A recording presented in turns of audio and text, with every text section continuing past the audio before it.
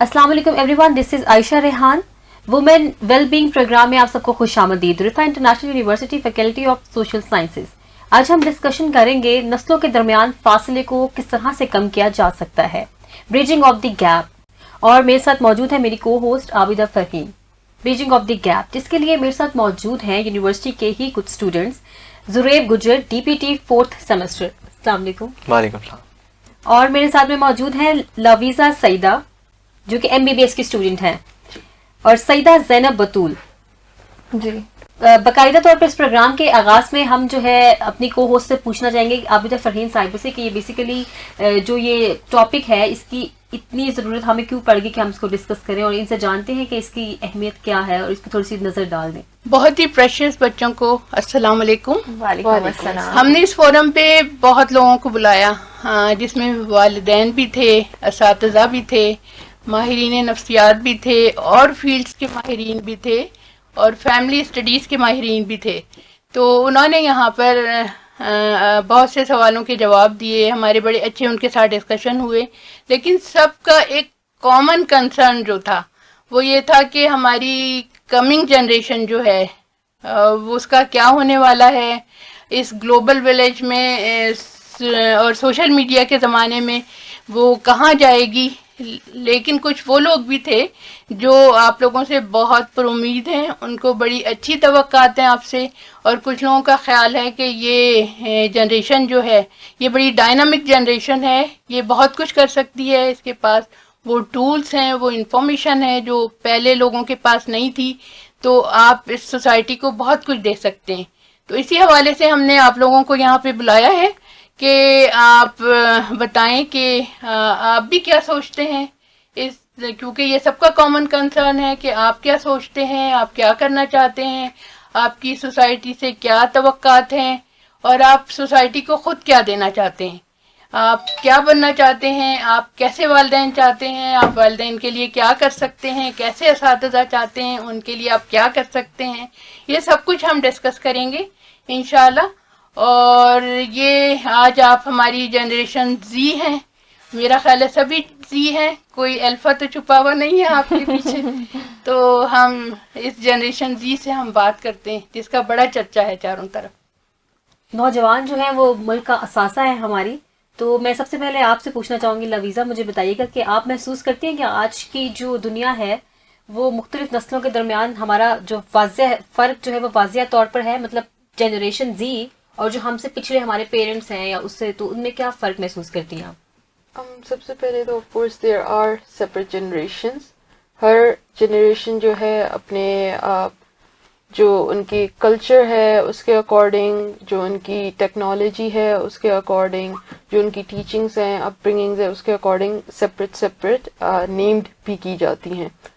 तो हर जनरेशन का बिल्कुल अलग अलग अपना तौर तरीका है, ट्रेडिशन है, थॉट्स हैं।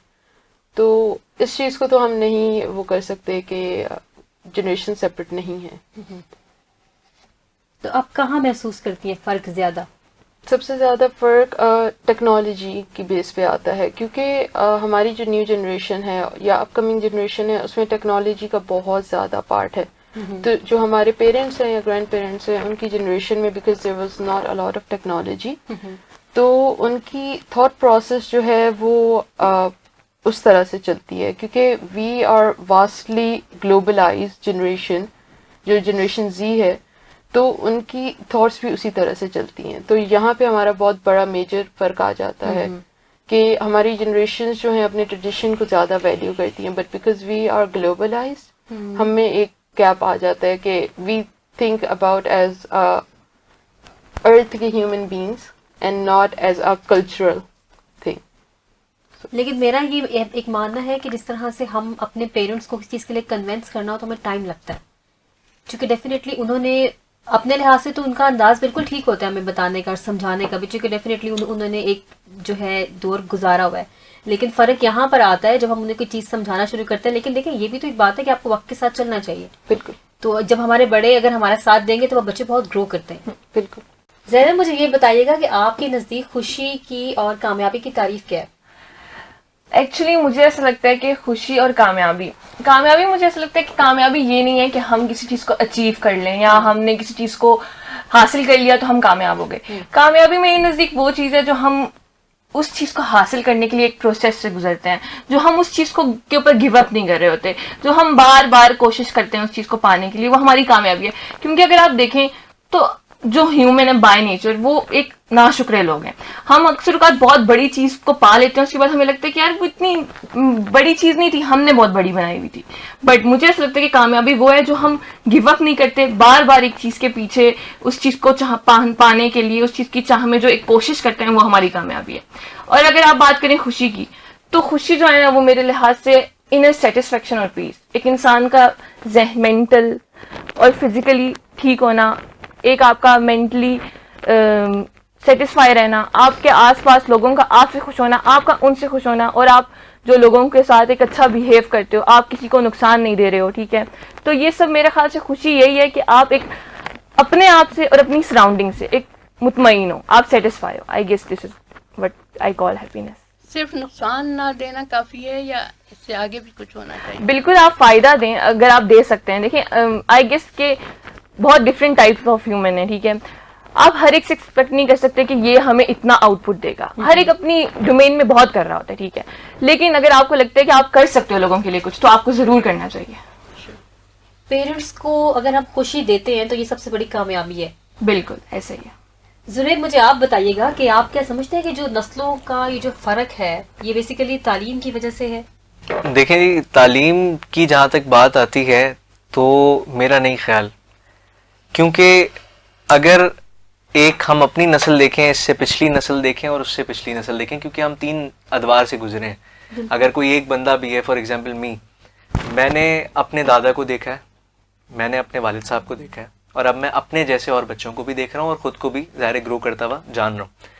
तो व्हाट आई सी कि तालीम, जैसे मैं अगर अपने दादा अबू की बात करूँ तो उनकी जितनी उन्होंने पढ़ा था हिंदुस्तान में, जब हिजरत करने से पहले उन्होंने पढ़ा है, तो उन्होंने सिर्फ 4 जमातें पढ़ी हैं, 4 क्लासेस, 4 स्टैंडर्ड्स। एंड आखिर वक्त तक भी वो मुझे अपनी वो थ्रस्टी क्रो वाली कहानी सुनाते थे।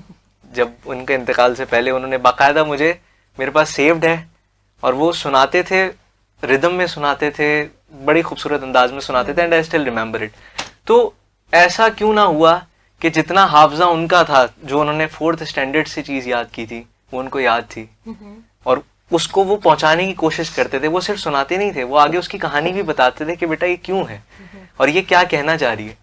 तो वाई डिडंट दिस हैपन कि मेरे वालिद साहब ने, या इवन मैं जिस तरह सोचता हूँ, मेरा वो हाफजा क्यों ना रहा, एक चीज़।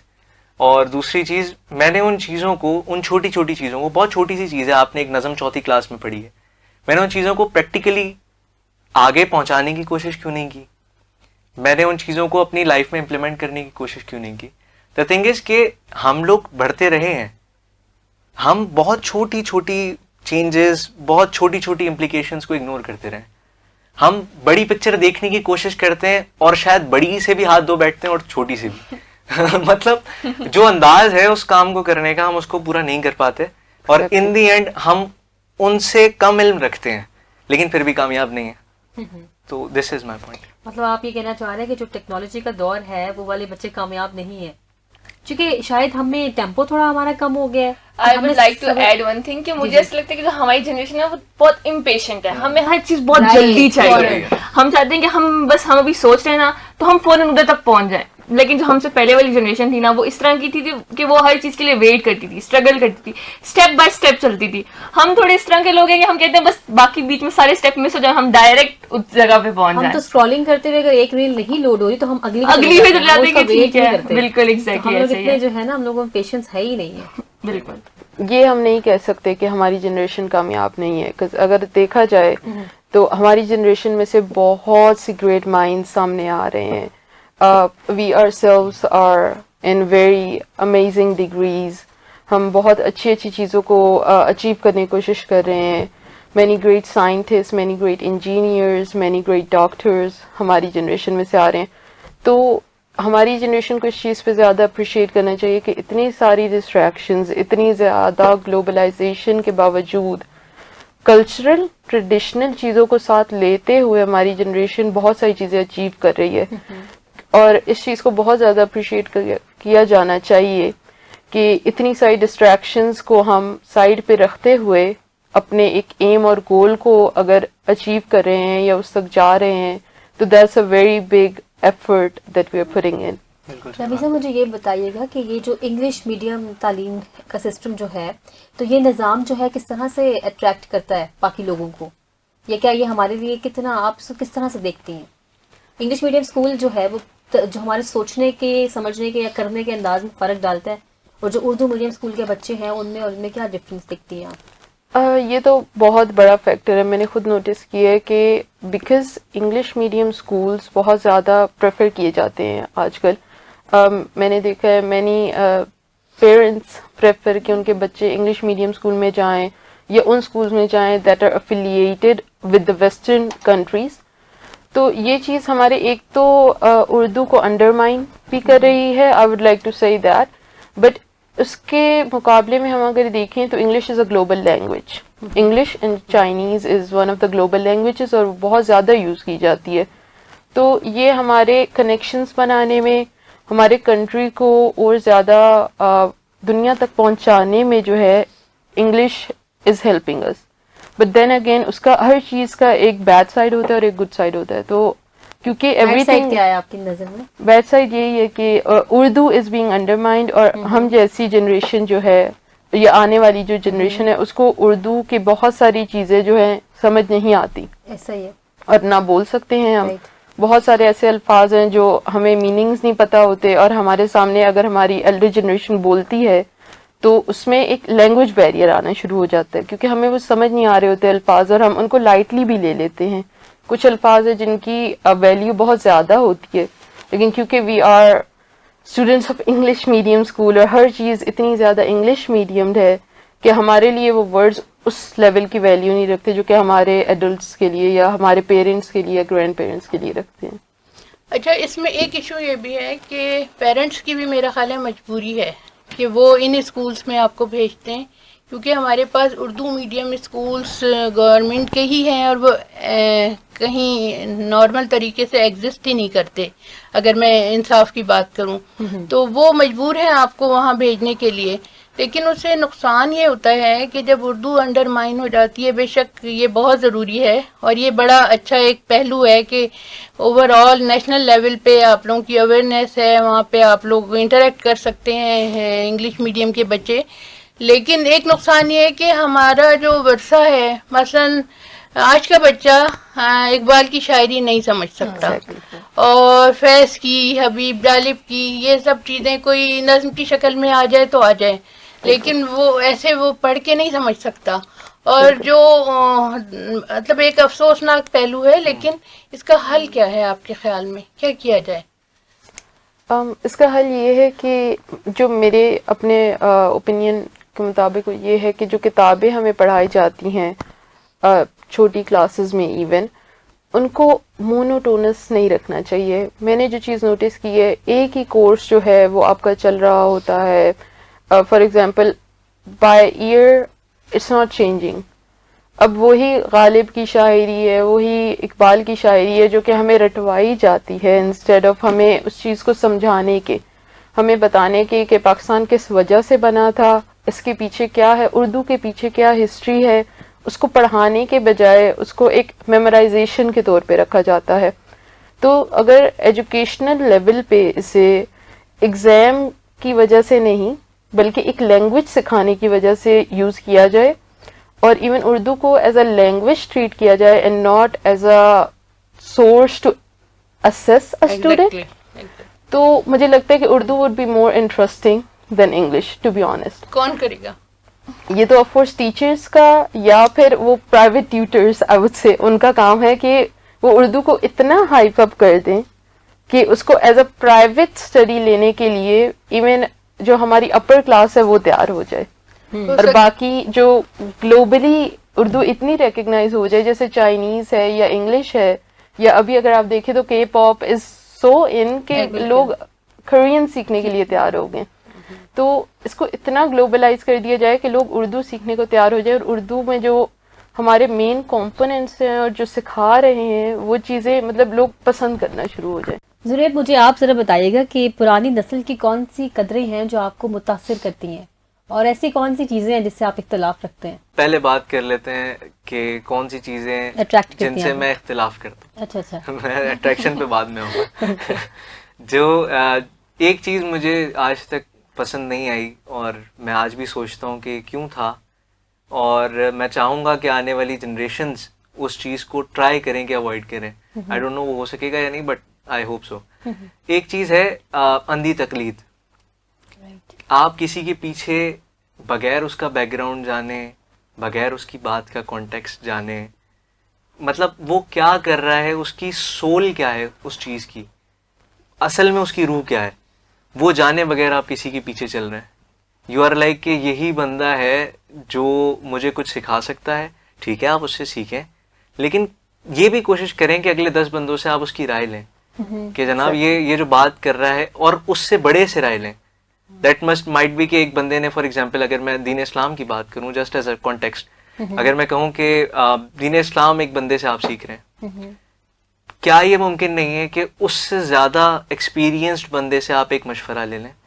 आप उसे कहें कि जनाब मैं पिछले 10 साल से इनसे सीख रहा हूँ, ये इन्होंने सिखाया है, आपका क्या ख्याल है इस बारे में? फैसला आपने करना, बट यू नो आपको 2 पर्सपेक्टिव्स मिल जाएंगे, that is way better.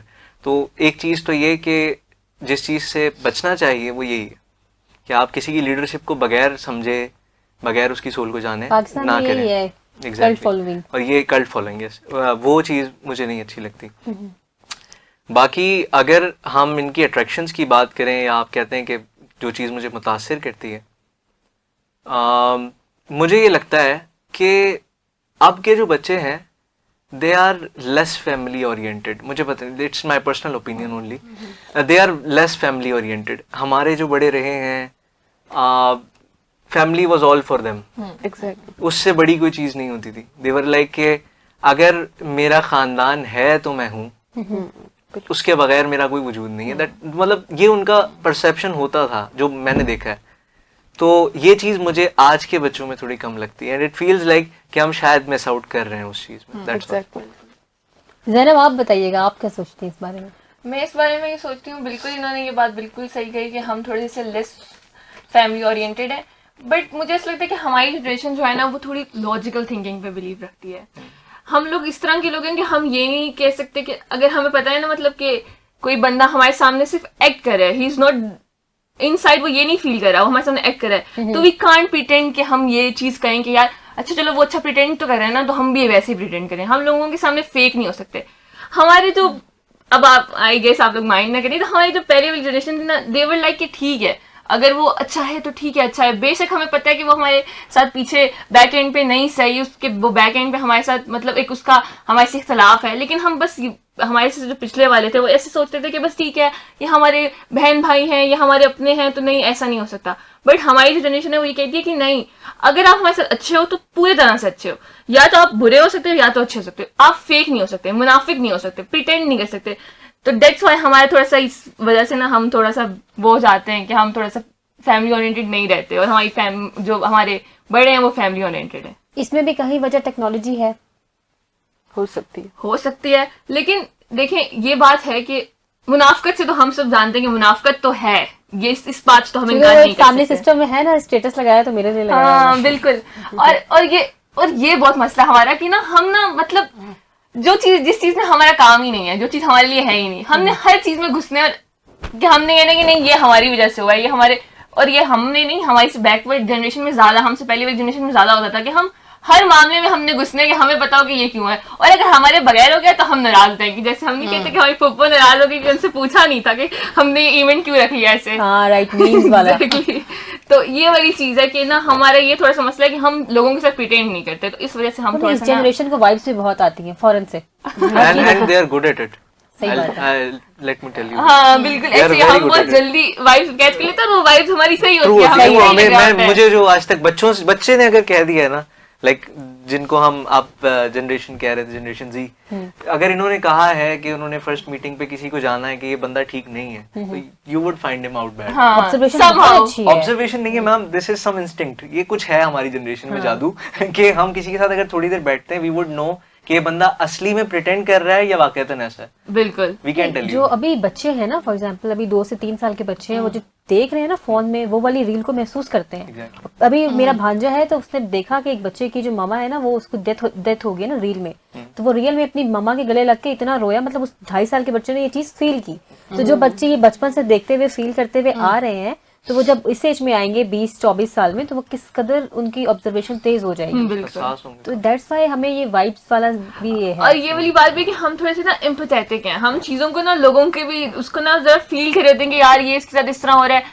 I don't know why कि हमारी पहले वाली जनरेशन इतनी एम्पैथेटिक नहीं मुझे थी. एक बहुत पसंद है हमारी जनरेशन की चीज कि लाइक हमारे पेरेंट्स को होता था कि फैमिली वालों को ओके रखना है. हाँ. हम लोग कहते हैं नहीं ओके तो ठीक है, हम ओके टेंशन लो, क्या जरूरत पड़ी है. बिल्कुल. तो ये एक आई थिंक अच्छा फैक्टर भी है. और मैं एक बात बताऊं कि आप ना, टू बी ऑनेस्ट, आप जितनी भी कोशिश कर लो ना, आपसे सब राजी नहीं रह सकते. बिल्कुल. आप जितनी भी कोशिश कर लो, तो जब सबने राजी रहना ही नहीं है तो आप खुद तो अपने आप से राजी रहो ना. अच्छा, एक मेरा असेसमेंट है कि आप लोगों की जो जनरेशन है वो झूठ नहीं बोलती. ये Yeah. ठीक है, ऐसे ही है. ये सही बात. काफी नहीं नहीं, मैं ये नहीं कहूंगी कि झूठ मैम, नहीं झूठ इन द बोलती. सेंस अगर आप झूठ को फेस करना कह रहे हैं किसी को, और कह रहे हैं कि अगर किसी ने कोई गलत बात की है तो वो छुपाती नहीं है, हाँ. तो ये बात मानी जा सकती है. झूठ बोलने वाले भी आपको उसकी मिलेंगे. एक वजह ये भी है कि प्रेशर कम होते हैं. प्रेशर हम लेते नहीं है किसी का. प्रेशर होता है लेकिन लेते नहीं है. Yes, is right. लेकिन ये वाली बात है कि ना, हम लोगों का झूठ बोलने से, झूठ तो ऐसा हो नहीं सकता कि हम कहेंगे हम नहीं बोलते. झूठ हम बोलते हैं, लेकिन हमें कन्फ्रंट करने में मसला नहीं है. मतलब अगर हमने कुछ गलत किया या हमने कुछ सही नहीं किया या कुछ इस तरह का है, तो हम कन्फ्रंट कर लेंगे कि भाई हाँ ठीक है, हमसे हुआ है, हमने किया. ये इस तरह का नहीं है कि हम कहेंगे नहीं हमने नहीं किया, हमने नहीं किया. अच्छा, लवीजा से मेरा ख्याल है क्वेश्चन हम करते हैं कि करियर चॉइस के हवाले से पेरेंट्स एंड चिल्ड्रंस क्या आप समझती हैं कि उनके दरमियान में किस तरह का मामला होना चाहिए? इसका ये है कि करियर चॉइस में सबसे पहले तो मैं कहूँगी कि हर किसी की अपनी सब डिफरेंट मेंटालिटी है. एक पेरेंट की और एक बच्चे की मेंटालिटी सेम नहीं हो सकती कभी भी, क्योंकि अल्लाह ताला ने हर किसी को इंडिविजुअली पैदा किया है, तो हर किसी का दिमाग अलग तरह से चलता है. अब कुछ पेरेंट्स ऑफ कोर्स फ़ायदे के लिए, क्योंकि कहीं भी ऐसा नहीं हो सकता कि पेरेंट्स बोले कि हमारे बच्चे का नुकसान हो जाए या उसके लिए कुछ गलत हो जाए. पेरेंट्स फ़ायदे के लिए अपने बच्चों के अगेंस्ट जाते हैं, अपने बच्चों की चॉइस में हाँ से हाँ नहीं मिलाते. तो उसमें मैं तो सबसे पहले ये चाहूँगी कि मुझे यहाँ लगता है कि यहाँ पे मोर देन 50% लोग अपने पेरेंट्स की चॉइस पे जो भी जिस करियर पे जा रहे हैं, क्योंकि अभी तक हम में से आई डोंट थिंक कि हम स्टूडेंट्स में से कोई भी अपनी एक पर्सनल करियर चॉइस तक पहुंच चुका है, अपनी पर्सनल मंजिल तक पहुंच चुका है. बट ये है कि जा रहे हैं वो अपने पेरेंट्स की मर्जी से जा रहे हैं. तो मैं ये चाहूँगी कि इस पॉइंट तक पहुंचने से पहले एक काउंसलिंग सेशन हो जाए, क्योंकि ये चीज़ बहुत ज़रूरी है कि आप अपने बच्चे की चॉइसेस को समझें और बच्चे अपने पेरेंट्स की चॉइसेस को समझें, क्योंकि कहीं ना कहीं उन दोनों को आपस की एक, वो कहते हैं ना, वाइब, वो मैच नहीं हो रही. तो उस चीज़ को करेक्ट करना बहुत ज़रूरी है. जब आप एक काउंसलिंग सेशन रख लेते हैं या आप बैठ के अपने बच्चे से इंस्टेड ऑफ जजिंग देम आप ये पूछते हैं कि आप क्यों करना चाहते हो ये चीज़, इसके पीछे आपका क्या विजन है, तो उस चीज़ में बहुत ज़्यादा, मैं तो कहती हूँ, वो कहते हैं ना, मशवरे में बरकत है. राइट. तो इस चीज़ का बहुत फ़ायदा है, क्योंकि मैं चाहूँगी कि बिफोर 10th ग्रेड आप अपने बच्चे के साथ बैठें, एटलीस्ट 2 आवर्स का टाइम आप अपने लाइफ में से स्पेयर करके बैठे, उनसे बात करें कि आप मुझे बताओ आपने क्या करना है. और जब बच्चा अपना ओपिनियन दे तो आप उनको बताओ कि आप क्या चाहते हो कि वो करें, और फिर उन दोनों में बैकअप में एक आपके पास सेपरेट प्लान होना चाहिए कि आप ये अपना ना ओपिनियन बिल्कुल उस पर, वो कहते हैं ना, फोर्स कर रहे हो, और ना ही आपका बच्चा आपके अगेंस्ट रिबेल करके अपनी करियर चॉइस जो है वो कर ले. आपको ऐसा नहीं लगता कि अभी भी पेरेंट्स जो हैं डॉक्टर इंजीनियर के उससे फ्रेम से निकल आए हैं, या अभी भी ऐसा है? अभी काफ़ी लेवल तक, क्योंकि अगर देखा जाए तो पाकिस्तान में स्पेशली डॉक्टर्स और इंजीनियर्स इतने ज़्यादा हो गए हैं कि जॉब्स मिलना मुश्किल हो गया है. अगर आप देखें तो एक प्राइवेट यूनिवर्सिटी जो है एटलीस्ट 100 स्टूडेंट्स एडमिट कर रही है पर ईयर, और पाकिस्तान में कितनी ही ज़्यादा प्राइवेट यूनिवर्सिटीज़ हैं मेडिकल की, अगर आप उस पर देख लें तो. और MBBS का अगर आप सेपरेटली देख लें तो कितनी ज़्यादा private universities that are offering MBBS, और फिर उसी लेवल पे अगर आप देख लें तो कितनी ज़्यादा प्राइवेट यूनिवर्सिटीज हैं जो इंजीनियरिंग ऑफर कर रही हैं। तो जब इतने सारे जो हैं बच्चे इंजीनियरिंग और MBBS करके निकलते हैं तो जॉब ऑफर्स कम हो जाती हैं। इवन दो पॉपुलेशन के लिहाज से नहीं कम होनी चाहिए, बट रिसोर्सेज कम है तो जॉब ऑफर्स कम है। तो उस वजह से पेरेंट्स का भी अभी थोड़ा सा माइंडसेट इस चीज़ से बदल रहा है कि MBBS और इंजीनियरिंग से हटकर वो किसी ऐसी फील्ड की तरफ देखते हैं जो सबसे बेस्ट हो, क्योंकि पेरेंट्स आपके लिए सबसे बेस्ट चाहते हैं, बट बच्चे का कुछ और ही रुझान होता है, वो कुछ और सोच रहा होता है कि मतलब मेरा इंटरेस्ट इस चीज़ में है। तो इस चीज़ को देखना चाहिए। ऑफ कोर्स MBBS और इंजीनियरिंग अब थोड़ा सा बैकडेटेड हो गया है, इट्स स्टिल देयर। बहुत सारे पेरेंट्स हैं जो चाहते हैं कि उनके बच्चे MBBS और इंजीनियरिंग करें या कोई मेडिकल फील्ड में ही सिर्फ जाएं, बट अब पेरेंट्स भी थोड़ा सा ओपन हो रहे हैं इस मामले में।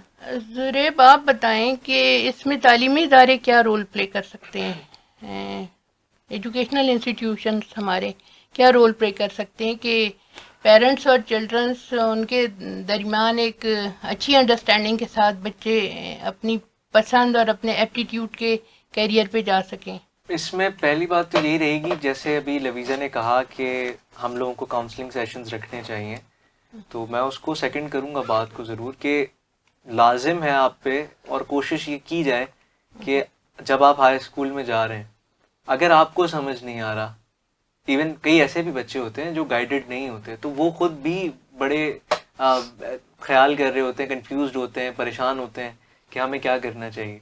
तो पहली चीज़ तो यही कि हम उनके काउंसलिंग सेशंस रख सकते हैं। कोई एक प्रॉपर डिपार्टमेंट बनाया जा सकता है जो काउंसलिंग को डील करे, जो जैसे हम कैरियर काउंसलिंग आजकल बहुत इन है, कई लोग इस चीज़ को प्रेफर भी करते हैं अब, लेकिन एक वक्त था जब इस चीज़ को जाना भी नहीं जाता था, कई लोग इसके बारे में पूछते भी नहीं थे। बट नाउ क्योंकि ये चीज़ हमें समझ में आती है तो हमें ये करनी भी चाहिए, आई बिलीव सो। और इसके अलावा अगर हमें सिर्फ कैरियर्स ही बच्चों के देखने हैं तो I would say one thing also कि हमारे पास जो तालीमी निज़ाम है, I know this is a very vast picture और शायद अल्लाह जाने ये कब होता है, बट बहुत बड़ी बात है, लेकिन अगर हो जाए तो शायद कईयों का फ्यूचर, कईयों का मुस्तकबिल संवर सकता है। बात यह है कि हमारे पास एक यूनिफाइड सिस्टम जो एजुकेशन का है और जिस तर्ज का वो है, वो जब तक बच्चे को समझ में आने लगता है अगले 1-1.5 साल में ही बच्चे ने कुछ करके दिखाने की बात आ जाती है। तो क्यों ना ऐसा हो कि बच्चा प्राइमरी से किसी तरह स्किल्ड काम भी सीख रहा हो। एग्जैक्टली।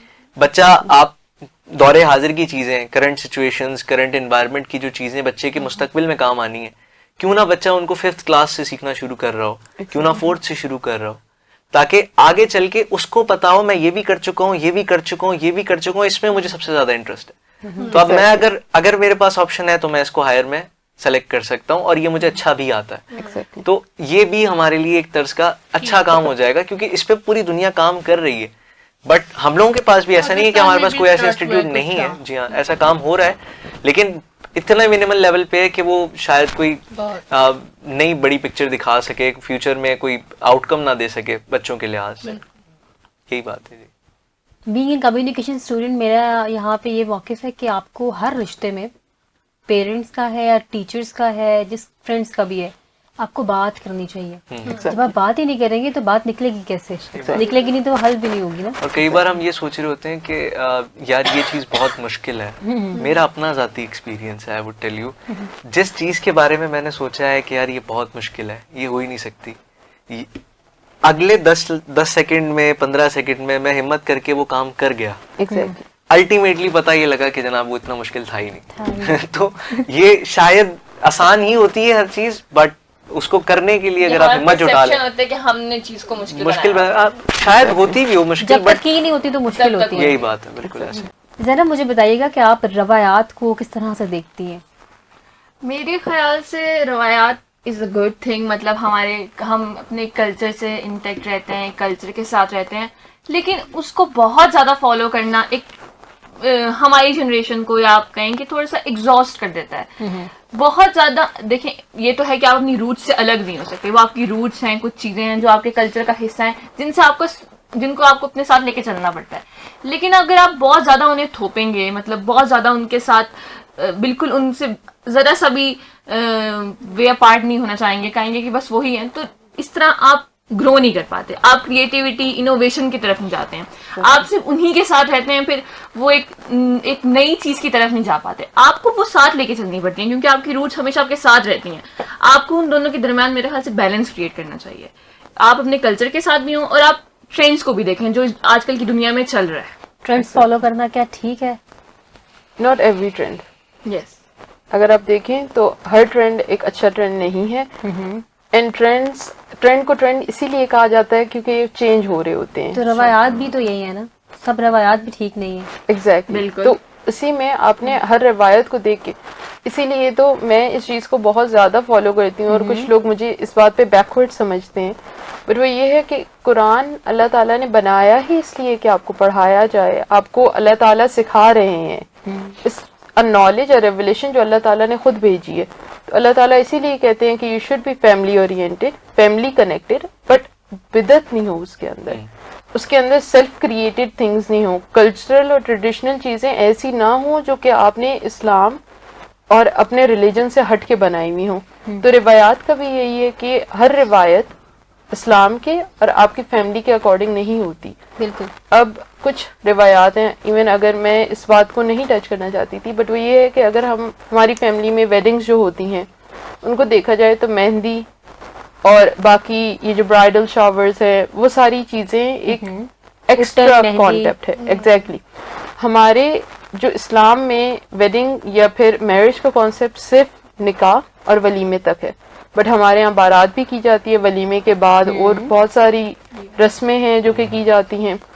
फिर कुछ यूएस की वेस्टर्न कॉन्सेप्ट्स हमारी अब आ गए हैं, सब ट्रेंड्स फॉलो करते हैं ना। एग्जैक्टली तो उसमें हर चीज का डिफरेंट। हमने ना इन चीजों में स्टेटस बहुत बना लिया कि ना स्टेटस, हमने अपना स्टेटस शो करना होता है शादियों में कि हमारा ये स्टेटस है, हमने हम किया है ये इस सब। तरह कर सकते हैं, हम इतनी exactly. बड़ी शादी कर सकते हैं। हालांकि ऐसा कहीं पे भी कुछ नहीं है, it's a minimalistic thing, it can be a minimalistic thing, but हम लोग एक स्टेटस की तरफ भागते हैं, और उस स्टेटस की तरफ भागने से जो मिडिल क्लास और लोअर मिडिल क्लास होते हैं ना, वो उस चीज में दब जाते हैं। वो फिर very बात आके effective. वही एंड होती है कि हम लोग अपने दीन से बहुत दूर हैं। इस तरह exactly. आपने बात की कि शादी पे इस तरह की रवायात हैं, सेम जब फोदगी होती है Exactly. पाकिस्तान में ना बड़ी हर जगह अलग अलग असूल है, तो खैर Exactly. दीन में इस तरह से नहीं है। अब हमारे एक जानने वाले हैं, वो शिफ्ट हुए थे जिस एरिया में, तो वहां पे जुमेरातों का रवाज था। Exactly. तो उन्होंने जुमेरातों के लिए जब हमें कॉल की तो हमने कहा कि जी आप तो नहीं करते थे ना, हम लोग करते थे। तो उन्होंने आगे से बोला कि ये असल में इस एरिया में रवाज है, तो मैं इसलिए अब अपनी जुमेरातें अपने भाई की कराऊंगा। ये क्या होता तो ये आई मीन मैंने हर पहली बार जुमेरात सुना। पे, हाँ ये मुझे भी नहीं पता था, ये ट्रेंड है ना, रवायात है। उस इलाके की रवायात थी कि यहाँ पे जुमेरात होगी, जिस जुमेरात को मतलब बंदा जब फोत हो गया ना, तो उसकी आने वाली हर जुमेरात पे उसका खत्म दिलवाया जाएगा, खाना खिलाएंगे कब सबको तक?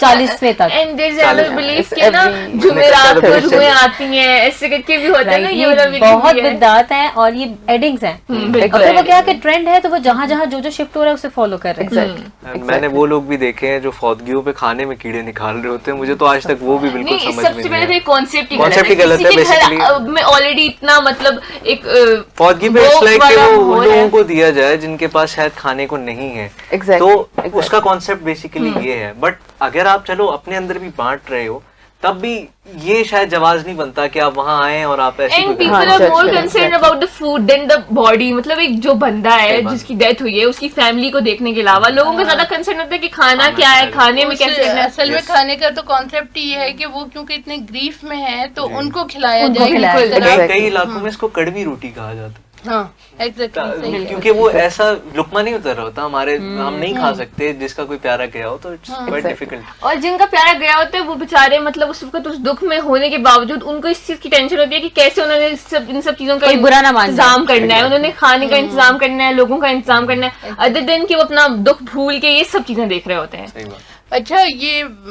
आप लोग क्या कहेंगे इस बारे में जो बच्चों की शादियों के हवाले से पेरेंट्स और चिल्ड्रन रिलेशनशिप है कि वो डिसीजन के हवाले से आप क्या समझते हैं कि क्या होता है, क्या होना चाहिए, क्या नहीं होना चाहिए? आई थिंक लड़कियां अगर इस क्वेश्चन को आंसर करें तो ज़्यादा आई वुड से कि वेटेज रखता है, बिकॉज मैंने जो पाकिस्तान में बात नोटिस की है या अपनी फैमिलीज़ में नोटिस की है वो ये है कि लड़कियों को उनके ओपिनियन देने का इतना ज़्यादा वो नहीं होता। इवन फैमिलीज़ में अभी तो काफ़ी ज़्यादा मॉडर्नाइज हो गया कल्चर, लेकिन फैमिली में पूछा भी नहीं जाता कि आपकी शादी इससे करवाई जा रही है या इससे होनी चाहिए। तो इस पे आई वुड लाइक टू से वही बात है जो करियर चॉइसेस और जो एजुकेशन के हवाले से है, उसी तरह से पेरेंट्स को और जो उनके बच्चे हैं उनको बैठ के बात करनी चाहिए कि this is our opinion, this is your opinion, what is the middle ground. अब कुछ जगहों पे बच्चों की अपनी मर्जी होती है और आप उसको भी मना नहीं कर सकते, क्योंकि it's them who are living their life, who are going to be living their life, और उनका टाइम गुजरेगा अपने स्पाउस के साथ। और कुछ जगह पे पेरेंट्स भी होते हैं, वो सोचते हैं कि जो बच्चे चूज कर रहे हैं अपने लिए, it's not a good thing for them. अगर इस्लाम के अकॉर्डिंग देखा जाए तो हमारा दीन बोलता है कि आपने अपने बच्चे से ओपिनियन लेना है और उस ओपिनियन पे वर्कआउट करना है। If it's not good for them, जो कि एक बहुत विजिबल चीज होती है, आप एक बंदे को कहते हैं ना कि एक बार देखने में ही हम जज कर लेते हैं कि अच्छा है या नहीं, तो आप टाइम देते हो जब, तो आपको और ज्यादा उसके बारे में पता चलता है। तो अगर एक बच्चा अपने लिए वो अच्छा डिसीजन नहीं ले सकता, मेरे पास अगर 23 इयर्स का एक्सपीरियंस है तो मेरे फादर के पास 46 इयर्स का एक्सपीरियंस होगा, तो हम उस एक्सपीरियंस को निगेट नहीं कर सकते, बट ये जरूर है कि he should talk to me, he should how do say communicate with me about it. और अगर मैं गलत रास्ते में हूँ या मेरी चॉइस गलत है तो मुझे उसका रीजन दें कि मैं क्यों गलत हूँ। और ऑफ कोर्स एक बार आपको कन्विंस किया जाए कि आपकी गलती क्या है तो आप उसको दोबारा नहीं करते। और अगर वो इस्लाम और हदीस के अकॉर्डिंग है, कुरान के अकॉर्डिंग है, तो मुझे नहीं लगता कि मैं उस चीज़ को काउंटर अटैक करूंगी या बोलूंगी नहीं जो मैं अपनी मर्जी कर रही हूँ वो ही होनी चाहिए। तो इस चीज़ पे बहुत फोकस करना चाहिए। और आने वाली जनरेशन क्योंकि हॉट हेडेड है, इम्पेशेंट है, तो इस चीज़ को देखना चाहिए, क्योंकि इसी वजह से अगर आप देखें तो पाकिस्तान में डाइवोर्स रेट बहुत ज़्यादा हो गया है। राइट। और मुझे ऐसा लगता है कि इसमें ना हमें ना प्रेशराइज नहीं करना चाहिए किसी को, मतलब जिसकी लाइफ का डिसीजन है, it's a life long decision, ठीक है। मुझे यहाँ एक तो- बात याद आ गई मीम्स वाली कि पाकिस्तान में जो है वो पसंद की शादी जायज नहीं है, इस्लाम में है। बिल्कुल। तो ये मुझे लगता है कि आपको प्रेशराइज नहीं करना चाहिए, स्पेशली जिन लोगों की शादी है उनको आप देखें तो वो फिर ना उनकी जिंदगी सेटल नहीं हो रही होती, क्योंकि वो उस चीज से एक तरह से सेटिस्फाई नहीं होते, तो उनकी एक पूरी जिंदगी एक हसल में पड़ जाती है। क्योंकि हमारे पेरेंट्स को तो लग रहा था कि this is a good couple और ये बहुत सही रहेंगे, पर जो दो लोग हैं उनका अगर आपस में एक म्यूचुअल अंडरस्टैंडिंग ना बने तो फिर उनकी फुल लाइफ एक मुझे लगता है मिजरेबल हो जाती है। जुरेब, लड़कों को आजादी है, क्या कहते हैं? आई वुड से यस, क्योंकि मैंने देखा है, नॉट बिकॉज के हकीकतन आज़ादी है। मैंने ये देखा है कि जितने हमारे पास, जैसे मैंने फॉर एग्जांपल अपनी फैमिली के अंदर ही अगर मैं कहूँ या सराउंडिंग्स में दोस्त अहबाब इनकी जितनी शादियाँ हुई हैं अभी तक, तो मुझे ज़रूर ये नज़र आया है कि लड़के के पास आज़ादी होती है। We could go any time to the bride और उनके घर वालों को हम कह सकते हैं कि जी हम देखने आ रहे हैं। This is a common practice जिसकी मैं बात कर रहा हूँ, नॉट समथिंग के मुझे नहीं खुद जाती तौर पे पसंद नहीं है ये चीज़, but I am just saying it out of practice कि वो चीज़ की जाती है कि आप जाएंगे और उसके बाद लड़की को देखा जाएगा and that's up to the groom side कि वो क्या कहते हैं। उसके बाद अगर उनका इनकार है तो आगे कोई बात नहीं की जाती। We might have seen this कि वो चीज़ जब अगर वहां से खत्म हो गई है तो even the parents of bride won't even again consider that option. उसके ऊपर वापस बात भी नहीं की जाएगी। तो that's how I see it. US में ये चीज़ बहुत ज़्यादा कॉमन है कि आप जब 18 के होते हो तो you're expected to earn for yourself and provide for yourself. But इस जगह पे बहुत सारी चीज़ें नेग्लेक्ट हो जाती हैं। आपका एक जो मदर के साथ टच होता है, जो फादर की सपोर्ट होती है, वो ख़त्म हो जाती है। फिर आपकी फॉर एग्जांपल आपके कोई अंकल हैं, कोई आंट हैं, उनका कोई ओपिनियन है जो कि आपके लिए अच्छा हो सकता है, वो ख़त्म हो जाता है।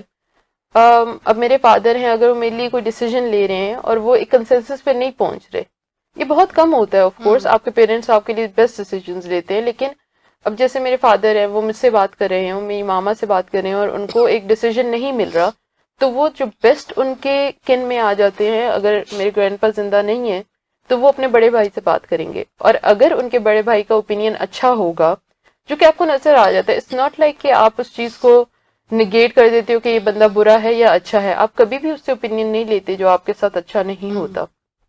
तो इस चीज की बहुत जरूरत होती है। तो मैं ये चाहूंगी कि आप एक फैमिली ओरिएंटेड रहें। लाइक मेरी अपनी लाइफ अराउंड 13 to 14 ईयर्स हमारी यूएस में गुजरी है, एंड वहाँ पे इस न्यूक्लियर फैमिली, अब साथ नहीं रहते।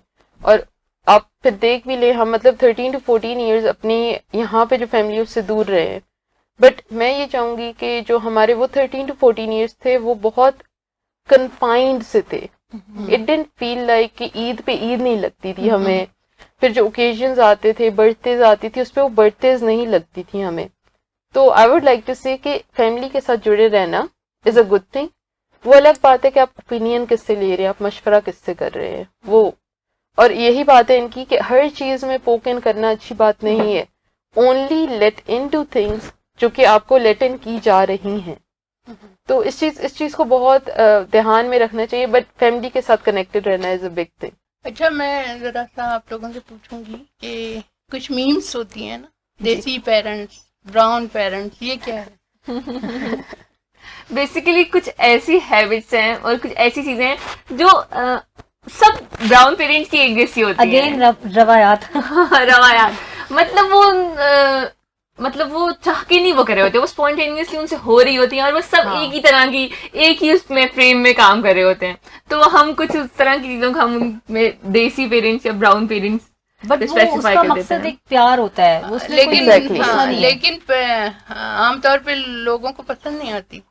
नहीं ऐसे नहीं पेरेंट्स करेंगे भी बस। हंसते हैं। हाँ, वो थोड़ा सा फन के उसमें हो जाता है कि थोड़ा हम इंजॉय कर लेते हैं कि अच्छा ये तो हमारे अम्मी अबू भी इसी तरह करते हैं। अच्छा, वो थोड़ा रिलेटेबल हो जाता हमारी है। जेनजी जो है वो एक टर्म बहुत यूज करती है, टॉक्सिक रिलेशनशिप। तो बताएं आप लोग थोड़ा सा लोगों को कि क्यों करते हैं आप लोग क्या ऐसा? होता है जी टॉक्सिक रिलेशनशिप? हाँ, टॉक्सिक होता क्या है बेसिकली?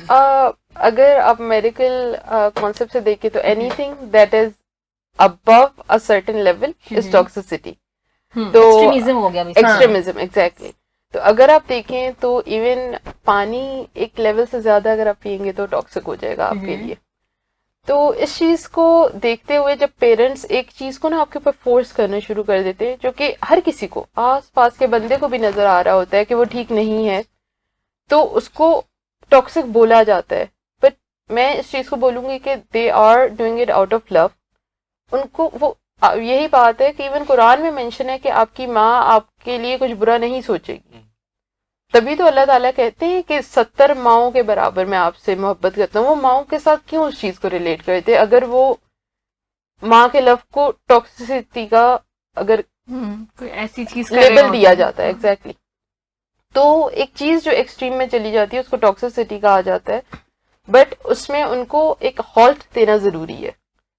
जब पेरेंट्स, टीचर्स या कोई भी हमारे एल्डर जनरेशन है वो हमें किसी चीज से ज्यादा फोर्स कर रही होती है, तो उस जगह को आप हॉल्ट दें और आप उनको बताएं कि ये चीज मैं समझना चाहता हूँ या चाहती हूँ, पर अभी मुझे समझ नहीं आ रही, give me some time and I will deal with it. और सेम विद यू कि आप इस चीज को टाइम दें और आप सोचें कि आप जो इस चीज को मुझ पे मुंसलिक करना चाह रहे हैं वो चीज वैसी है या इतनी ज्यादा जरूरत नहीं है उस चीज की। तो this is what how to counter toxicity. Junaid, मुझे ये बताइएगा कि नौजवानों को बेहतरीन तरीके से समझने के लिए पेरेंट्स को ऐसा क्या करना चाहिए कि वो अपने बच्चों को समझ सकें और एक कोई बीच का रास्ता निकाला जा सके, बजाय कि यार पेरेंट्स टॉक्सिक हो गए हैं या पेरेंट्स बोलेंगे बच्चे बहुत बदतमीज हैं, बात ही नहीं मानते, सुन नहीं रहे, अपने अच्छा बुरा नहीं जानते, लेकिन हमारी नहीं मान रहे। आपके सवाल में इसका जवाब है ये Right. नहीं कहना चाहिए। जो आप कह रही हैं बेसिकली ये नहीं कहना चाहिए। अच्छा।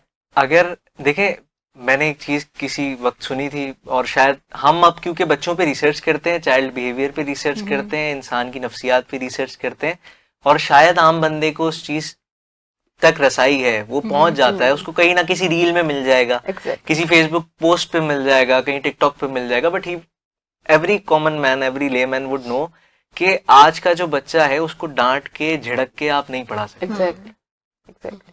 बच्चा वाइब्रेशंस पे पलता है, ये जुमला भी शायद हमने सुना हो। अगर आप उसको सिर्फ डराते रहेंगे बचपन से कि नहीं करो गिर जाएगा, नहीं करो भागो नहीं लग जाएगी, वो नहीं सीख सकता तमाम जिंदगी। You need to make sure कि उसको समझ आए उसके लिए सीखना क्यों जरूरी है, पहली चीज। और दूसरी चीज, आप समझें कि वो अभी इस स्टेज में है कि आप उसके अंदर अपने दिमाग से पूरा एक्सपीरियंस निकाल के नहीं डाल सकते। He would learn it but gradually. तो पॉसिबल तो नहीं है ऐसा कि आप उसको एक बात बताएं, अगली 10 वो खुद समझ जाए।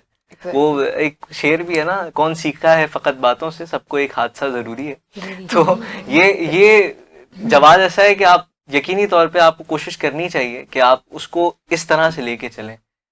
आपके सवाल के मेरा ख्याल सारे एंड कवर किए हैं मैंने, कोई चीज बाकी जी। है? अभी जिस तरह आप लोगों को मालूम ही होगा, शाहरुख खान के जो बेटे वाला मामला हुआ था, उसके बाद शाहरुख खान ने आके एक इंटरव्यू दिया था, उसमें वो बता रहे थे कि चूंकि मैं काम में इतना मसरूफ होता हूँ तो मैं अपने बेटे को टाइम नहीं दे पाया, तो दैट्स वाई वो बजाय मेरी तरफ आने के तो वो दोस्तों में ज्यादा लग गया।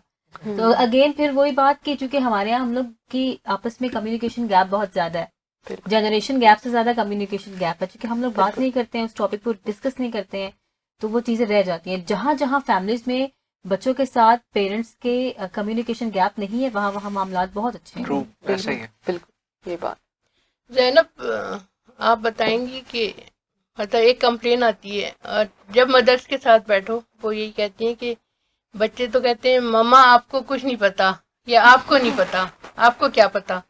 तो इसको कैसे आप लोग हैंडल कर सकते हैं, कैसे इस कंप्लेन को दूर कर मेरे सकते ख्याल से कि हमें ये बिल्कुल नहीं कहना चाहिए कि मामा आपको नहीं पता, क्योंकि देखिए डिफरेंट एक्सपीरियंसेस हैं। उनका एक अलग तरह का एक्सपीरियंस है, हमारा एक अलग तरह का एक्सपीरियंस है। और जो हमारा बेसिक यहाँ का टॉपिक है जनरेशन गैप, तो वो उनकी जनरेशन के हिसाब से उनका एक्सपीरियंस है, हमारी जनरेशन के हिसाब से एक्सपीरियंस है। तो मुझे ऐसा लगता है कि जब हम ये कहते हैं ना कि मामा आपको नहीं पता, वो बेसिकली हम ये चाह रहे होते हैं कि जो जिस तरह की चीज हमने एक्सपीरियंस की है, जो हम समझ रहे हैं, आप बिल्कुल उसी चीज पे आके, उसी फ्रेज पे आके, उसी पेज पे आके वो चीज समझें। और जब आप वो लोग नहीं समझ पा रहे थे, क्योंकि उन्होंने तो अपने एक्सपीरियंसेस शेयर करने होते हैं, उन्होंने वो बताना होता है जो उन्होंने गुजारी है और जो उनको लगता है कि ये चीज आपके लिए बेहतर है। तो हम उधर आके कहते हैं कि यार आपको नहीं पता, आप नहीं समझ रही हैं, आप छोड़ दें, तो वो वाली चीज है। बट आई गेस कि हम लोगों को अपने पेरेंट्स को समझना चाहिए exactly on the same thing कि हमारे पेरेंट्स को भी हमें समझना चाहिए। जैसे हम समझ रहे हैं ना कि उनकी एक्सपीरियंसेस, नॉलेज और सब चीजें डिफरेंट है, उसी तरह हमारी डिफरेंट है। तो बीच में एक बैलेंस क्रिएट करना चाहिए कि वो हमें समझे और हम उन्हें समझे, रादर देन दैट कि हम ये कहें कि आपको नहीं समझ आ रही, आपको नहीं पता। यानी यहाँ पर ये मैसेज क्रिएट हो रहा है कि आप उनके शूज में खड़े होके देखें और वो आपके शूज बिल्कुल, में खड़े होके देखें, बिल्कुल। तो फिर अंडरस्टैंडिंग बेहतर हो सकती है। चीजों को डिस्कस किया जाए और इसके बाद दोनों शूज पहन के बैठे आए बात ये इसके बाद ही बात हो सकती है ना, कोई जब तक बात नहीं होगी, कम्युनिकेट नहीं किया जाएगा, कुछ नहीं हो सकता। और यूजुअली फैमिलीज में ऐसा होता है कि जब आप इस तरह की कोई थोड़ा इंटेंस टॉपिक पे बात करना शुरू करें ना, तो या बहस हो जाती है या लड़ाई हो जाती है। वो पता है क्यों होती है? क्योंकि ना दोनों तरफ के लोग ना बहुत अपने ओपिनियंस के ऊपर रिजिड होते हैं, वो बिल्कुल भी दूसरे बंदे की बात सुनना नहीं चाह रहे होते, समझना नहीं चाह रहे होते, जिसकी वजह से एक एग्जॉशन और एक बंदा गुस्सा, एग्रेशन पैदा हो जाता है कि नहीं तुम बिल्कुल समझ नहीं रहे मेरी बात। तो मुझे लगता है कि हम लोगों को अपनी बात रखनी चाहिए, साथ दूसरे की भी समझनी चाहिए कि वो बेसिकली कहना क्या चाह रहे हैं, उसका भी कोई बैक ऑफ द एंड कोई लॉजिक होगा। हम बेसिकली कहते हैं कि बस जो हम कह रहे हैं तुम वही समझो, तुम्हारी कोई बात सही नहीं है। That is the thing. ये कहीं भी ये बिहेवियर मुनासिब नहीं है। हमारी जो गुफ्तगू है वो bridging the gap between generations पे ऑलमोस्ट खत्म होने वाली है, लेकिन मैं इससे पहले पूछना चाहूंगी स्टूडेंट से कि उनका हमसे कोई सवाल है। मेरा एक सवाल है कि क्योंकि आपके अराउंड टेक्नोलॉजी कम थी, कम्युनिकेशन कम थी, आप लोग ज्यादातर आपस में बैठ के बात करते थे, उसमें इख्तलाफात बहुत ज्यादा हो जाते, क्योंकि फोन पे तो ये ना, मुझे इसकी बात अच्छी नहीं लग रही, फोन बंद करो सो जाओ, या अपना गुस्सा फोन पे उतार के बात खत्म, आपने आपस में बहस की ही नहीं है, और इस वजह से जो आपकी मिसअंडरस्टैंडिंग है वो बढ़ जाती है।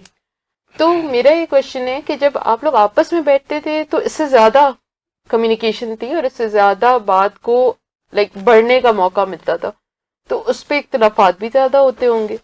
तो उधर आपने अपने आप का कंपोजर बना के जो रखना है वो किस तरह से आप मैनेज करते थे? एंगर मैनेजमेंट उस टाइम पे ज्यादा थी, इवन दो हमारी ओल्डर जनरेशन में एंगर मैनेजमेंट नहीं है, बट हमसे बेहतर है, तो वो आप किस तरह से करते थे?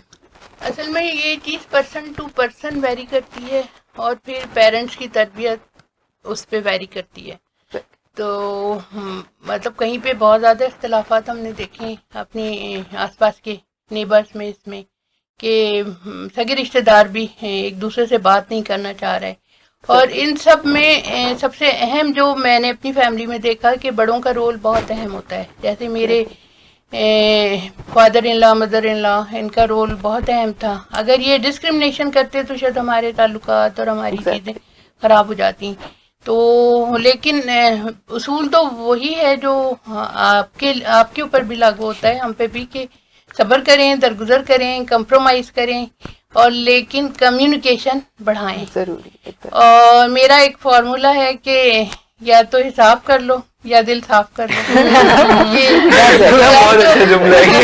या तो आप इतनी हिम्मत करें ना कि दूसरे की जो चीज आपको बॉदर कर रही है तो उसको आप बहुत अच्छी तरह से समझा लें और अंडरस्टैंडिंग ताल्लुकात खराब। लेकिन अगर आपकी हिम्मत भी नहीं है आप अच्छी तरह, तो फिर दिल से भी निकाल दें ना, छोड़ दें। बिल्कुल। मेरा एक और क्वेश्चन है आपसे, वो ये है कि जिस तरह हम पे रील्स और आने जाने वाले ट्रेंड्स बहुत ज्यादा असर कर रहे हैं, उस तरह से पाकिस्तानी मॉम्स पे ड्रामे बहुत असर करते हैं। और मैंने नोटिस की एक बात कि हर ड्रामे की बेस पे आप अपने बच्चे को उस तरह समझाना शुरू कर देते हो, जिसकी वजह से बच्चा थोड़ा सा बैरियर क्रिएट करना शुरू कर देता है कि शायद मेरी मामा समझती है कि मैं भी इसी तरह की हूँ, या शायद मेरी मामा समझती है कि मैं भी इसी तरह का हूँ, मैं भी यही मिस्टेक्स करूंगा जो कि वो ड्रामे में कर रहे हैं। तो ड्रामा तो फिक्शन है। तो इस चीज की बेस पे कि व्हाई इज इट इन्फ्लुएंसिंग आप सबको इतना ज्यादा कि आप लोग इस लेवल तक पहुंच जाते हो कि आप लोग सीरियसली उसको हम पे इम्प्लीमेंट करना शुरू कर देते हो? नहीं, ये बात गलत है, ये नहीं होना चाहिए।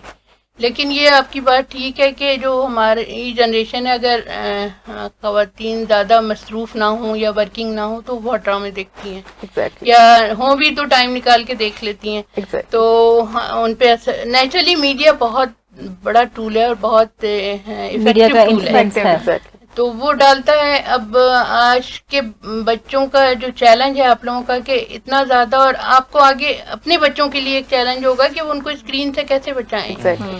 अब अभी आपने कहा कि पेशेंस इतना कम हो गया है कि रील भी हम चाहते हैं कि फास्ट हो जाए, तो नहीं सुना जाता। तो ये जाहिर है ये एक ड्रॉबैक था। दूसरी बात मैं ये भी कहूँगी कि अब हम देखते हैं सोशल मीडिया पे भी और वैसे भी पेरेंटिंग पे बहुत वर्कशॉप्स होती हैं, बहुत सारे मैसेजेस आते हैं, बहुत अच्छी चीज़ें होती हैं। वो उस वक्त के लोगों के पास उतना एक्सपोजर नहीं था।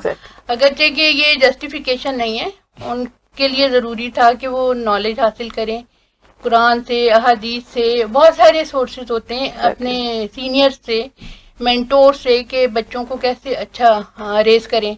ये कोई एक्सक्यूज नहीं है, लेकिन ये बहरहाल एक उस वक्त लैक था जो कि असरअंदाज हुआ उन पर और होता है। तो अब लेकिन बहुत चेंज आया है और थोड़ा सा हमारी जनरेशन भी लिबर्टी देने लगी है बच्चों को। ऐसे ही मैम, जैसे आपने अभी बात की कि आप अपने बड़ों से मेंटोरिंग लेते थे कि बच्चों को कैसे बड़ा करना है, रेस करना है। मेरा इसी के ऊपर एक सवाल है और मेरा ख्याल है वो अभी तक के सेशन का सबसे बड़ा सवाल है। मैंने आपसे ये पूछना है कि अभी से 3 जनरेशन्स पीछे अगर हम चले जाएं और दौरे हाजिर को भी मद्देनजर रखें, तो आपका क्या ख्याल है कि आपका और आपके बुजुर्गों का और हमारा और आपका, इनमें से ज्यादा रिलेशन खराब किसका है? ये तो मुश्किल सवाल आपने मुझसे कर दिया है। मतलब दोनों को अगर रेट किया जाए तो आपका ज्यादा मुश्किल था रिश्ता निभाना या कम्युनिकेट करना उनसे, या हमारा आपसे? ये भी नहीं, हमारा मुश्किल था।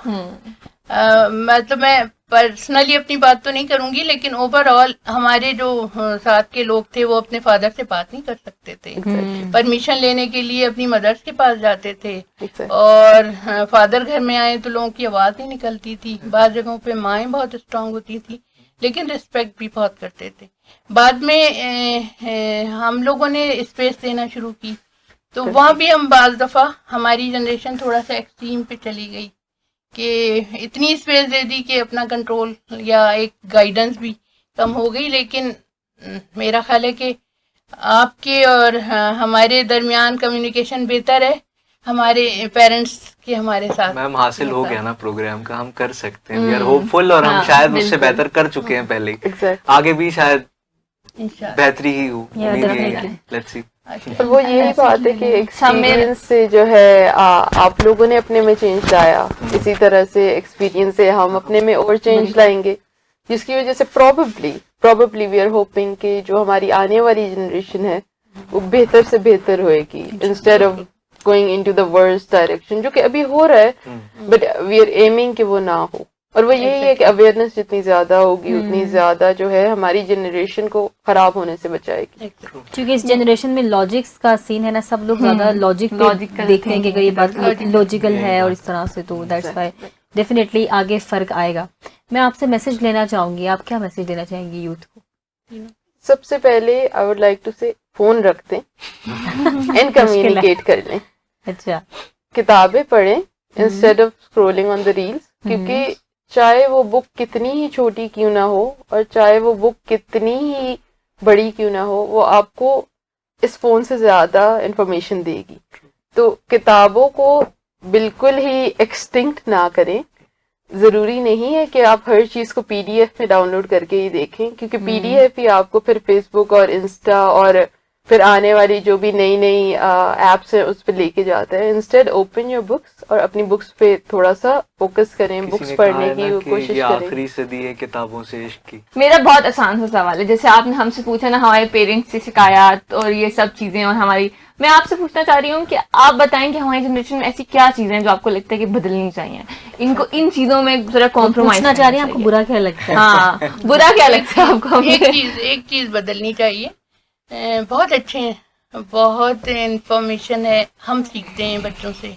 इनफैक्ट मुझे लगता है कि मैंने बहुत कुछ सीखा है बच्चों से, शायद उतना ही जितना पेरेंट्स से सीखा था। लेकिन एक चीज है कि आज की जनरेशन में वो समझते हैं बस उन्हें ही सही पता है, दूसरे को गलत। जाहिर है कि वो पिछली टेक्नोलॉजी के जो जमाना था वो नहीं था, तो वो इस कीड़े को निकाल दें दिमाग से, इस सोच को कि सिर्फ उन्हें ही पता है, और थोड़ी सी वेटेज जिस बात को दे दें कि practice makes a man perfect. कि जो उनका एक्सपीरियंस है उससे भी कुछ ना कुछ लर्न करने की कोशिश करें।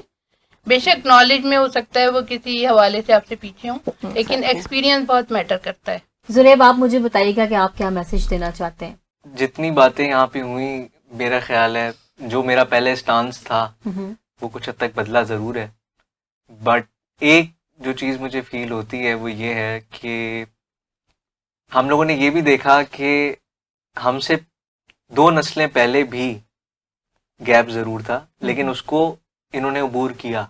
दे ट्राइड कि कुछ ना कुछ करके उस गैप को तोड़ा जाए, उस गैप को कम किया जाए, एंड हम भी ये कर सकते हैं। वी आर होपफुल और वी माइट ट्राई, हम में से बहुत से ट्राई करते भी होंगे। जो एक चीज है जो मुझे लगती है वो ये लगती है कि हौसला करें। वो आपके वालिदैन हैं, आपको खाएंगे नहीं। वो कुछ आपके लिए, क्योंकि वी नो, दुनिया जानती है, बच्चों को भी अंदर अंदर ये बात पता होती है कि वो कहीं भी हमारा नुकसान नहीं चाहते। वो ये नहीं चाहते कि हमारा कोई बुरा हो।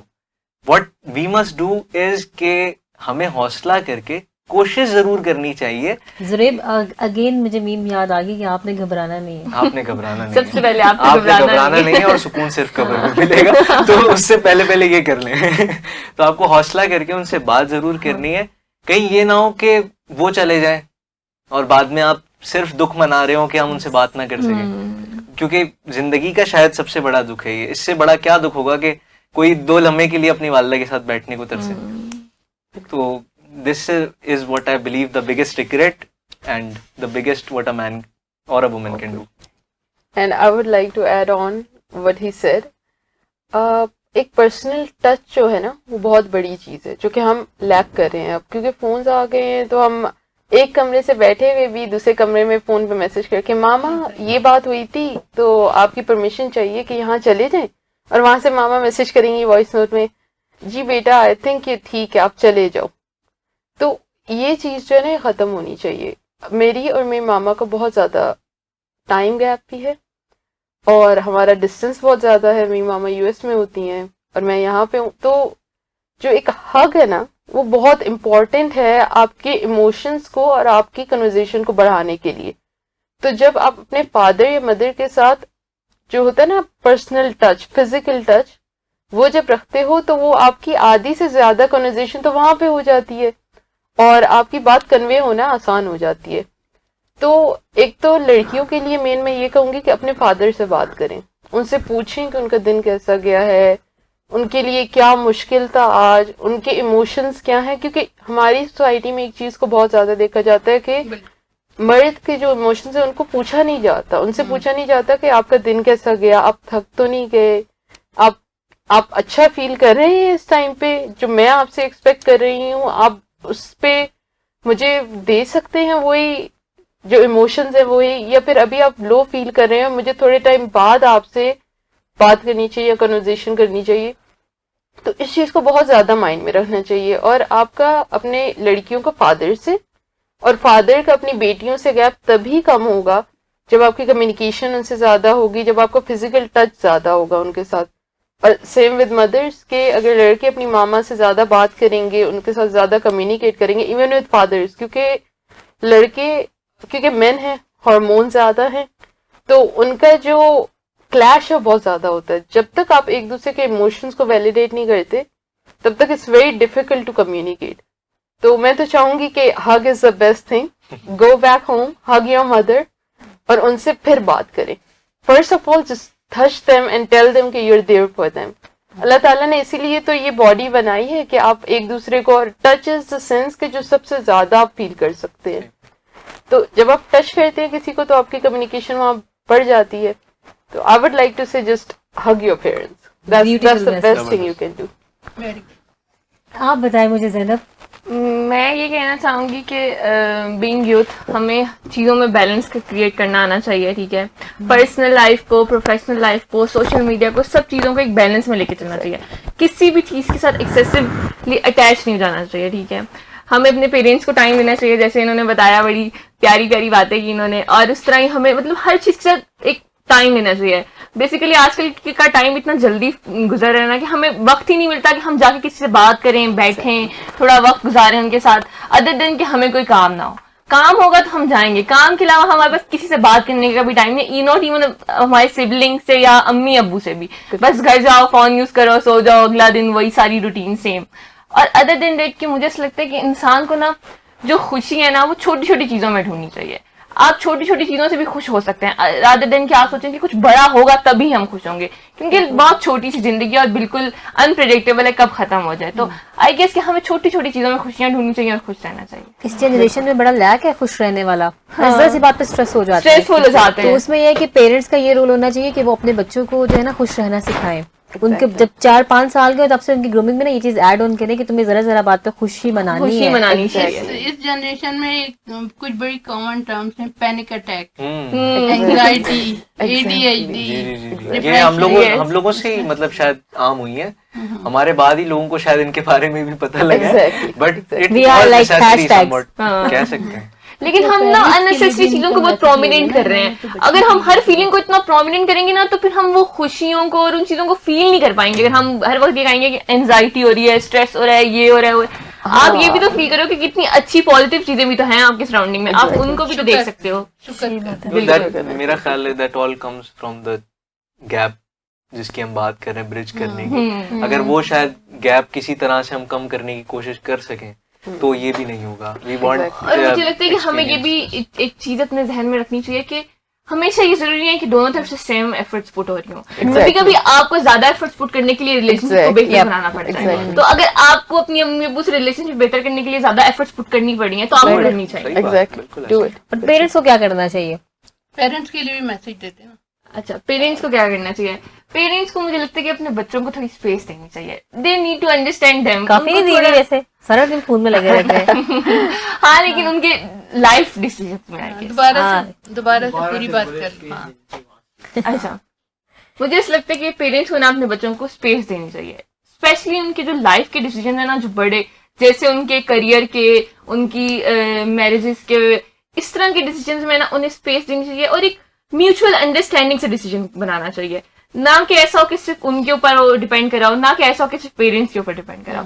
ऐसा हो कि जो जिसपे आप दोनों राजी हो, क्योंकि अगर दोनों में से कोई एक भी उससे इख्तिलाफ रखता होगा ना तो कहीं ना कहीं एक अनसर्टेनिटी और एक हो जाएगा।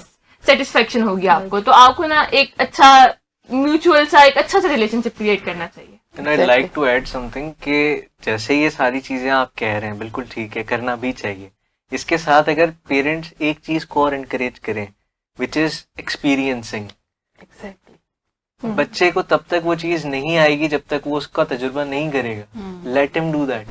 मैं अपने मामले में बड़ा लकी रहा हूँ, मुझे माय फादर लेट मी कि मैं ऑल पाकिस्तान टूर पे जाऊं at the age I was in 8th standard शायद, एंड आई वाज अलोन। सिर्फ there was only one supervisor जो उस टीम के थे बेसिकली। तो दैट वे मैं चाहूंगा मेरे किड्स, मेरे बच्चे जरूर कोशिश करेंगे इंशाल्लाह, which I try my level best to do, कि वो चीजों का तजुर्बा करना सीखें। जब तक चीजों का तजुर्बा नहीं, जैसे खुशी की बात हुई, गम की बात हुई, रहने की बात हुई, आइसोलेशन, एंजाइटी, ADHD आपको तब तक पसंद नहीं आएगा, आप तब तक उसके पीछे नहीं जाएंगे जब तक आपने उसका ऑपोजिट एक्सपीरियंस नहीं किया होगा। बिल्कुल। अगर आप देखेंगे कि यार कैसा लगता है फैमिली के बीच में रहना, कैसा लगता है लोगों के साथ रहना, कैसा लगता है उनसे मोहब्बत करना, तो you would take a lot of time from regular कि आप उस तरफ जाएं, आइसोलेशन की तरफ जाएं, आप अपने रश को कम करें, आप लोगों से मिलना बंद कर दें। That would take a lot of time अगर उसने अपनी जिंदगी में सब चीजें की भी होंगी। I would say one thing कि जैसे आपने कहा आपके पेरेंट्स ने जाने दिया आपको वर्ल्ड टूर में, हमारे तो पेरेंट्स ऐसे होते हैं कि सबके सब बोट पे बैठे हैं लेकिन सिर्फ तुम गिरोगे बोट पे से, सिर्फ तुम्हारे साथ कोई हादसा होगा ट्रिप पे जाते हुए, बाकी सब ठीक रहेंगे, तुम जाओगे ना तो तुम्हारे साथ कुछ गलत हो जाएगा। मेरा ये है कि I would like to state कि पेरेंट्स जो है ना, वो यही बात है। स्पेस की बात तो मैं नहीं कहूंगी क्योंकि अभी तक जितनी स्पेस दी है, स्पेस की वजह से बहुत सारी चीजें खराब भी हुई हैं, नॉट अमंग आवरसेल्व्स ओनली, मतलब उनके आपस में भी जब ज्यादा स्पेस दी जाती है तो रिलेशनशिप में दरार आ जाती है। आई वुड लाइक टू से, तो मैं तो ये चाहूंगी कि आप कम्युनिकेट करें। मेन चीज कम्युनिकेशन है। आपने कोई डिसीजन लेने हैं अपने बच्चे के बारे में, इवन स्कूलिंग के बारे में, मतलब अब मैं तो चाहूंगी कि जो मेरी 6-year-old सिस्टर है उसके लिए या 10-year-old सिस्टर है उसके लिए भी they should communicate with her कि बेटा आपने इस स्कूल में जाना है, आपने इसके साथ बैठना है, आप हर चीज को ना जज करो कि ये फ्रेंड कौन सी बना रही है, ये कहाँ जा रही है। अब ये ट्रिप्स का बहुत बड़ा लड़कियों के मामले में तो बहुत ज्यादा चीज होती है कि कहते हैं इधर नहीं जाना, आप सेफ नहीं हो, and that's a very understandable thing कि जिस तरह के लोग होते हैं, क्योंकि दुनिया है, हर तरह के लोग हैं, अच्छे भी हैं बुरे भी हैं, तो पेरेंट्स तो ट्राई करें कि सेफ करें अपने बच्चे को। लेकिन जब तक आप सुपरवाइज्ड गैप नहीं देते उन्हें, सुपरवाइज्ड उन्हें जो है फ्रीडम नहीं देते, तब तक चीजें मुश्किल हो जाती हैं। अब मेरा था मलेशिया का trip, it was fully funded, तो मैं तो काफी ज्यादा इस चीज पे जिद पे थी कि मुझे जाने दें, बट मेरे पेरेंट्स का सिर्फ एक ही कंसर्न था। पहले तो उनका फर्स्ट, चूंकि मैंने देखा है जो हमसे पहली जनरेशन है उनमें ये है कि पहले ही ना बोल दो, उस पे बच्चा आगे से रिटेलिएट करने की कोशिश भी नहीं करेगा, तो ये चीज तो गलत है ऑफ कोर्स। तो जब वो पहली ना पे मैंने रिटेलिएट किया, मैंने कहा नहीं पापा ऐसी बात नहीं है, like look at the pros and cons, मेरा कितना वास्ट जो है लोगों से इंटरेक्शन होगा। तो मेरे पापा ने बैठा और उस बारे में सोचा, और फिर उन्होंने मुझे बताया बेटा मेरा कंसर्न ये नहीं है कि आप ना जाओ, ना ही मेरा कंसर्न ये है कि आप वहां जाके आप कुछ गलत करोगे, मेरा कंसर्न ये है कि एक अननोन प्लेस है, एक अननोन कंट्री है, एंड आपके सर पे सुपरविजन प्रॉपर नहीं है 24/7। तो अगर कुछ हो जाता है तो आपको तो इतना भी नहीं पता होगा कि वहां का इमरजेंसी नंबर कौन सा है, तो उस टाइम पे आपकी कौन हेल्प करेगा। तो ये कम्युनिकेशन का पार्ट था, और उस टाइम पे मैंने उन्हें कहा कि मेरे साथ ये लोग जा रहे हैं, ये टीचर्स जा रही हैं, how would you talk to them and communicate with them about this. तो इसमें मेन यही चीज आ गई है कि आप जब सुपरवाइज्ड गैप देते हैं उन्हें, तो वो जब गिरने वाले होते हैं ना, तो आपके पास ऑप्शन होता है कि आप पकड़ लोगे उन्हें। उसका ये मतलब नहीं होता कि आप मतलब हर चीज में पोक इन करो, उसका ये मतलब होता है कि you are there to support them. जहां पे उनको फील हो रहा है कि oh my god this is the end of the cliff, आप उन्हें बताते हो कि नहीं थोड़ा सा उस साइड पे देखो, वहां ब्रिज बना हुआ है। तो इस चीज का बहुत बहुत ज्यादा इंपॉर्टेंट है कि आप उन्हें सुपरवाइज गैप, सुपरवाइज स्पेस दें, ताकि वो सीखें अपनी लाइफ से। नॉट कि आप बिल्कुल ही केज्ड अप कर लें उन्हें, और नॉट कि आप उनको बिल्कुल ही लाइक वो परिंदे वाली बात है कि वो अपने बच्चे को दरख्त से धक्का दे देते हैं ताकि वो सीखे, वो भी नहीं करने की जरूरत। तो it's like to like protect them, not to cage them up. तो इस चीज़ को फोकस में रखना ज़रूरी है। नाज़रीन इकराम, आपने हमारी गुफ्तगू सुनी। यहाँ पे स्टूडेंट्स मौजूद थे और उन्होंने अपने और पेरेंट्स के जो उनका रिलेशन है उसको डिस्कस किया और किस तरह से हम इसको मज़ीद बेहतर कर सकते हैं उस पर बात हुई। और मेरी नज़र में सबसे इम्पॉर्टेंट चीज़ जो मैंने देखी वो यही थी कि स्टूडेंट्स भी यही चाहते हैं, बच्चे यही चाहते हैं अपने पेरेंट्स से, और पेरेंट्स भी बच्चों से यही चाहते हैं कि वो बैठे उनके साथ बात करें, डिस्कशन करें चीज़ों की। जब बात होगी, बात निकलेगी तो ही बात सोल्व होगी। Thank you very much for watching.